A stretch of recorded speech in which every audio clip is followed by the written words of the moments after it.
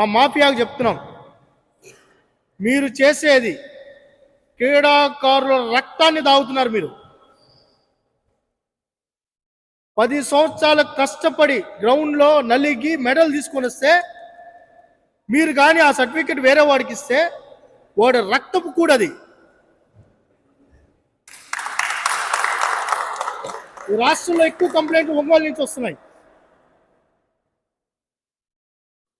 నేను అప్పీల్ చేయాలనే వచ్చా. మార్చుకోండి, లేదంటే ప్రభుత్వం చూస్తూ ఊరుకోదు. అదేవిధంగా కొన్ని ఏజ్ తారుమారు కూడా చేసినట్టు మా దృష్టికి వచ్చాయి. వాటి మీద కూడా విచారణ జరుగుతూ ఉంది. 3 మెన్ కమిటీ వేసాం కబడ్డీ మీద. దాంట్లో కొన్ని ఆ కమిటీ రిపోర్ట్ కూడా కోర్టుకు సబ్మిట్ చేస్తున్నాం. మేము కూడా అప్పీల్ చేస్తున్నాం.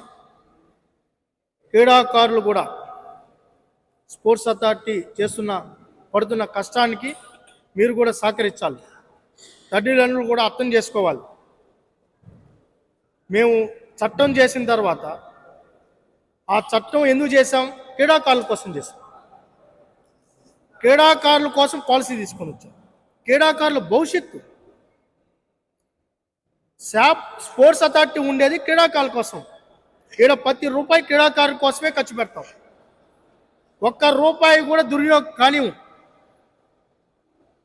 చేస్తూ ఈ ఒంగోలులో ఎమ్మెల్యే గారు దామల జనార్దన్ గారు దీన్ని ఒక పర్ఫెక్షన్ తీసుకొని రమ్మన్నారు. మీకు ఒక 6 నెలల్లో ఇది మీకు ఏదైతే టెండర్ ప్రక్రియ అయిన తర్వాత ఎవరైతే దీంట్లో వస్తారో క్వాలిటీ విషయంలో రాజీ పడే ప్రసక్తి లేదు. ఈరోజు అందుకే ఇంజనీరింగ్ డిపార్ట్మెంట్ అందరూ కూడా వచ్చారు. కొన్ని డైరెక్షన్స్ ఇస్తున్నాం. ఒక పర్ఫెక్ట్గా ముందుకు తీసుకెళ్తాం. మీ సహకారం కూడా కావాలని విజ్ఞప్తి చేస్తాం.